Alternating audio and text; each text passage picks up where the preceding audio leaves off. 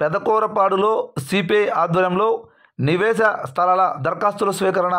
ఇక పూర్తి సమాచారం మేరకు పల్నాడు జిల్లా పెదకూరపాడు నియోజకవర్గం పెదకూరపాడు మండల కేంద్రంలో సచివాలయం 2 పరిధిలో స్థలములు ఇల్లు లేని నిరుపేదలకు నివేశ స్థలాల దరఖాస్తు సేకరణ సిపిఐ ఆధ్వర్యంలో సోమవారం మధ్యాహ్నం 3 గంటల సమయంలో నిర్వహించారు.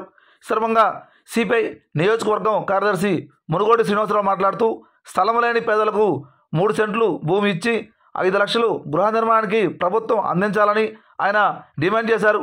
ఈ కార్యక్రమంలో సిపిఐ నాయకులు భైరవపట్నం రామకృష్ణ, కొమ్మాలపాటి శరత్ తదితరులు ఈ కార్యక్రమంలో భాగంగా పాల్గొనడం జరిగింది.